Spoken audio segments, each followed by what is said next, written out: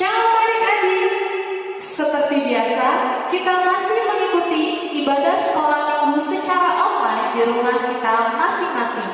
Minggu ini Kakak Devina mau memberikan tips untuk mengikuti ibadah online agar kita tetap fokus hanya kepada Tuhan. Tips yang pertama, menyiapkan hati dan pikiran kita hanya untuk Tuhan. Tips yang kedua, menyiapkan Alkitab.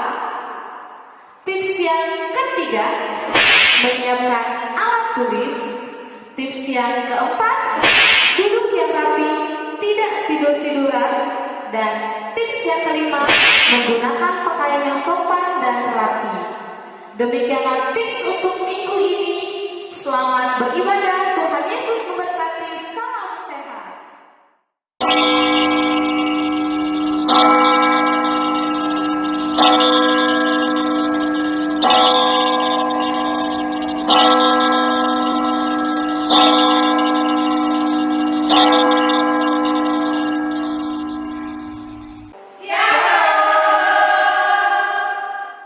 Shalom adik-adik.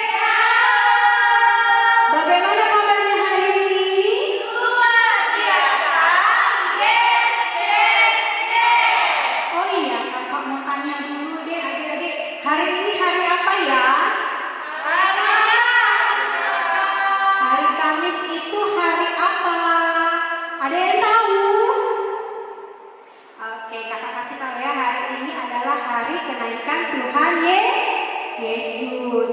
Nah, mari kita mulai ibadah kita dengan bernyanyi dari buku ND Sekolah Minggu Betama Aledongan. Ayo guru-guru sekolah minggu, kita mulai. Kita bernyanyi.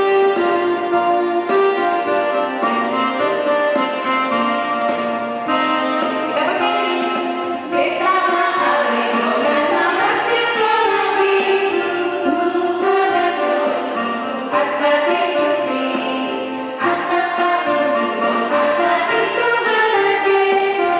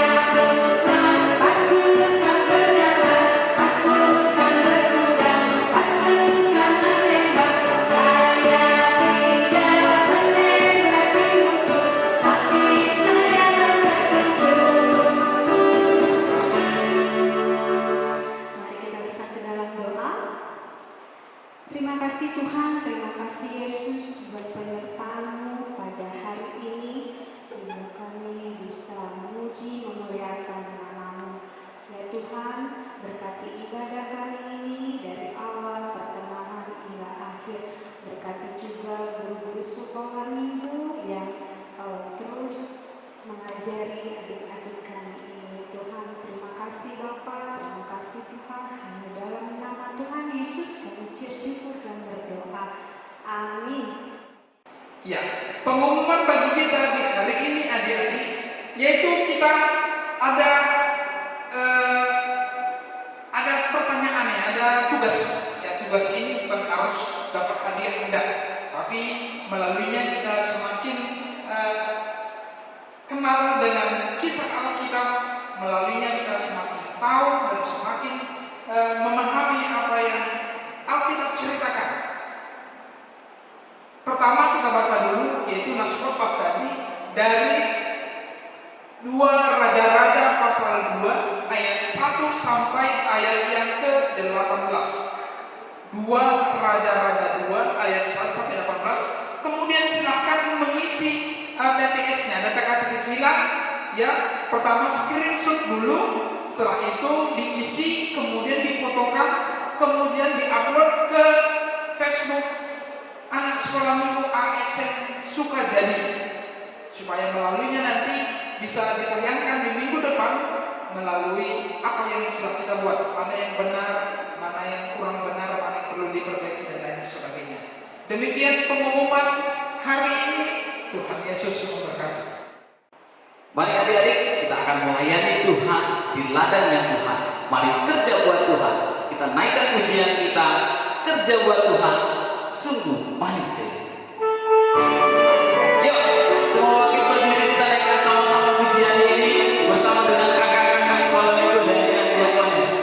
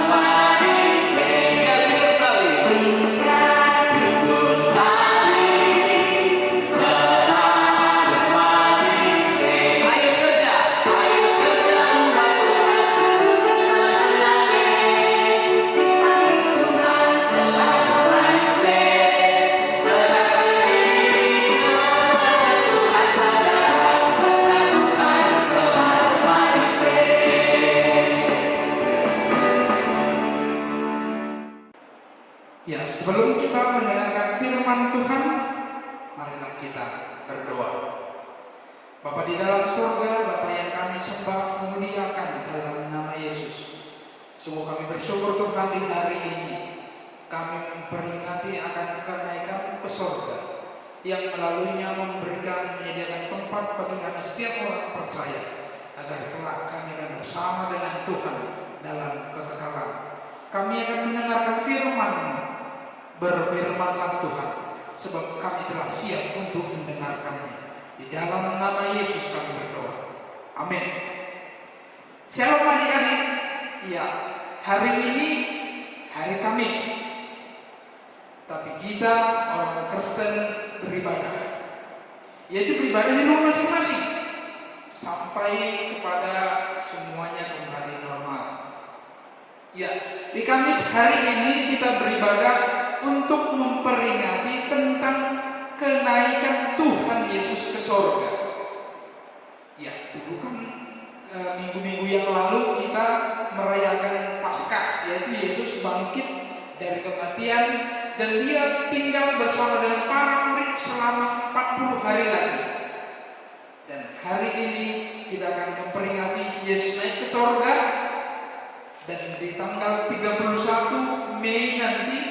kita memperingati tentang turunnya Roh Kudus. Itulah yang akan menyertai kita selalu. Oleh karena itu firman Tuhan yang menjadi sukacita kita pada hari ini yaitu bercerita tentang kenaikan Elia ke surga. Kenaikan Elia ke surga diambil dari 2 Raja-Raja pasal 2 ayat 6 sampai ayat yang ke-14. 2 Raja-Raja 2 ayat 6 sampai ayat yang ke-14.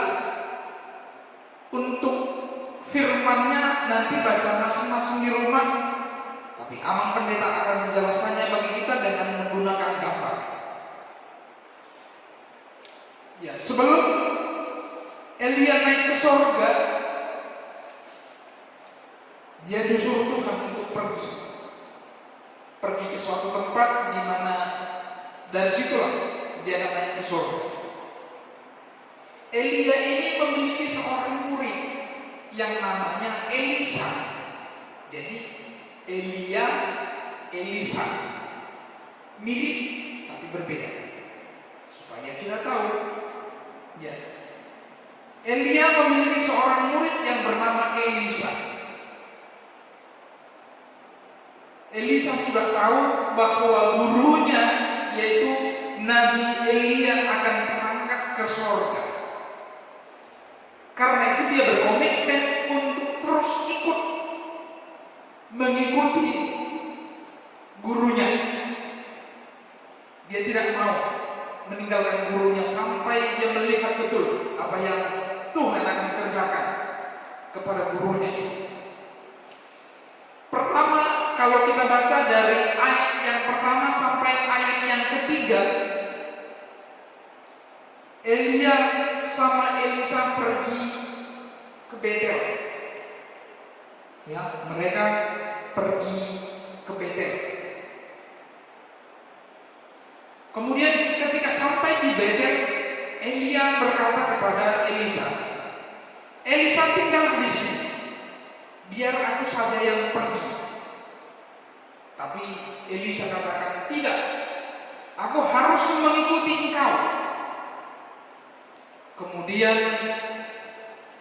Elia pergi lagi ke Yeriko. Elia pergi lagi ke Yeriko. Kemudian Elisa tetap ikut.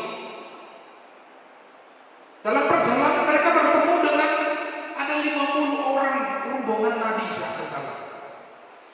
50 nabi ini berkata kepada Elisa, "Tidakkah kau ketahui bahwa gurumu itu akan meninggalkan engkau?" Kemudian Elisa berkata, "Aku sudah tahu, diamlah. Ini ujian, ya, ini ujian, ini tantangan untuk menyuruhkan semangat dari Elisa mengikuti gurunya." Tapi ternyata tidak. Dia tetap ikut dengan gurunya itu, yaitu Elia. Kemudian mereka menyeberangi Sungai Yordan. Ya, mereka menyeberangi Sungai Yordan, di mana Elia mengambil jubahnya, kemudian memukul sungai itu sehingga sungainya terbagi dua, dan mereka berjalan ke seberang. Sesampainya di seberang, Elia berkata lagi kepada Elisa, "Udahlah, tinggal sajalah, tidak usah ikuti aku." Kemudian datang Elisa mengatakan, "Aku tidak akan meninggalkan engkau, aku akan tetap ikut engkau." Kemudian Elisa berbicara, "Apa yang kau harapkan? Apa yang kau minta dariku?" katanya. Kemudian Elisa berkata, "Berilah kepadaku setengah dari roh." Kata Elisa mengatakan permintaannya kepada Elia. Elia mengatakan, "Permintaanmu itu terlalu berat. Tetapi biarpun berat, kalau kau melihat apa yang terjadi kepadaku, pada akhirnya engkau akan memperoleh apa yang kau minta itu. Ketika mereka berbicara, ketika mereka berdiskusi, tiba-tiba angin yang begitu kencang datang, berhembus kencang. Kemudian Elia pun terangkat ke sorga. Setelah Elia terangkat ke sorga, tinggallah Elisa. Kemudian dia mengambil jubah daripada Elisa. Dia mengambil jubah daripada Elia yang ditinggalkan untuk Elisa. Setelah jubah itu diambil, kemudian dipegangnya, dipeluknya, kemudian dia pun pulang. Ketika dia pulang, maka Elisa pun mengambil jubah dari Elia itu, kemudian memukul sungai Yordan itu, sehingga sungai Yordan itu terbagi dua, ke kiri ke kanan. Kemudian Elisa pun berjalan menyeberangi sungai itu. Apa yang bisa kita pelajari dari kisah Elisa dan Elia ini? Adik-adik, banyak hal yang bisa kita pelajari.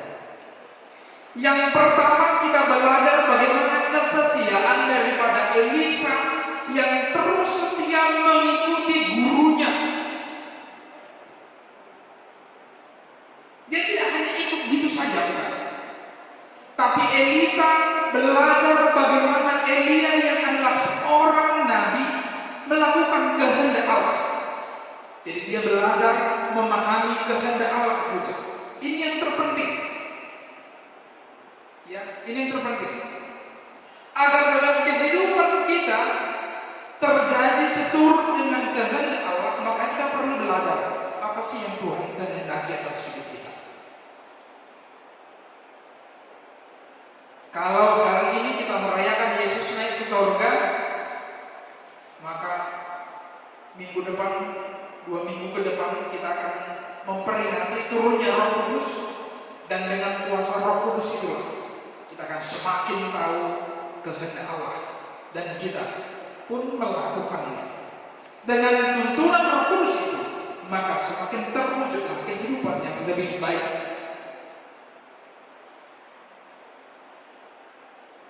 Kita yang hari di sini, di rumah kita masing-masing, untuk setia pada Tuhan kita perlu mempelajari kehendaknya, perlu mempelajari firman-Nya.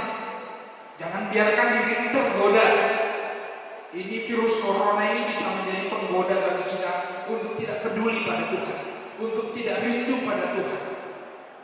Ini bisa jadi penggoda. Tapi kita diingatkan untuk tetap setia pada Tuhan dengan tuntunan Roh Kudus, kita akan dimampukan. Karena itu setiap kita berdoa, mintalah kepada Bapa di sorga supaya Roh Kudus-Nya tinggal di dalam kita, dan itu yang memampukan kita untuk tetap setia, tetap belajar memahami dan mampu melakukan kehendak Tuhan setiap hari.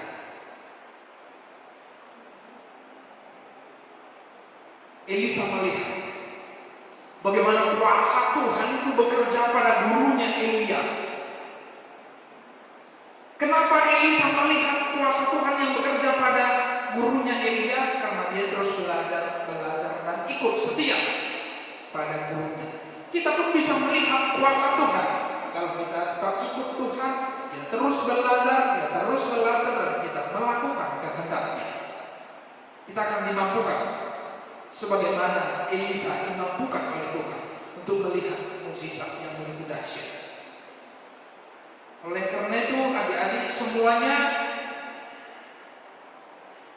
berserahlah kepada Tuhan, percayalah bahwa dalam kehidupan kita ketika kita taat setia padanya, maka kita akan melihat mukjizatnya yang luar biasa atas kehidupan kita. Jangan biarkan apapun yang mengganggu dan menggoda. Amin. Kita berdoa. Terima kasih Tuhan untuk firman-Mu, biarlah itu yang selalu menguatkan kami, biarlah itu yang selalu memotivasi kami, dan itulah yang menjadikan kami kuat, setia, taat pada kehendak-Mu saja. Hanya di dalam nama Yesus kami berdoa. Amin.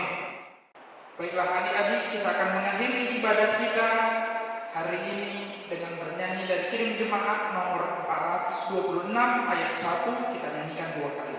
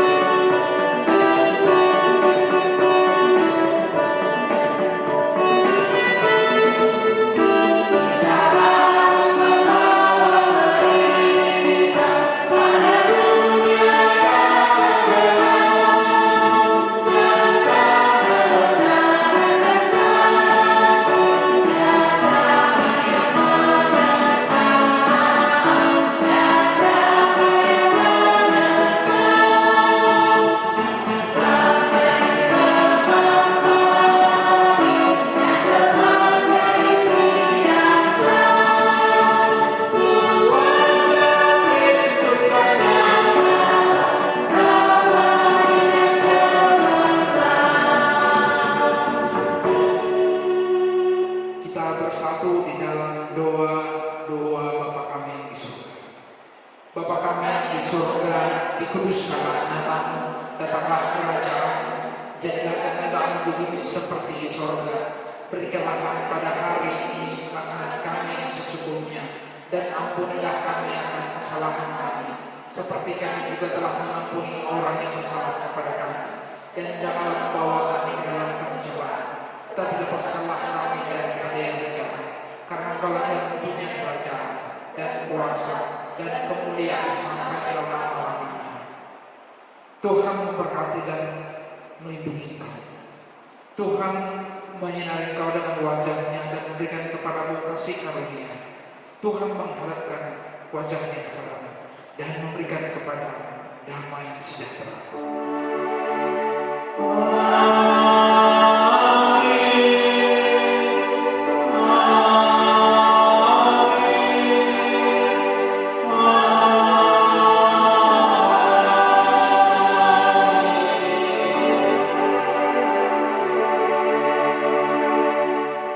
Demikianlah ibadah kita pada hari ini. Kiranya Tuhan memberkati kita semua. Shalom. Salam sehat.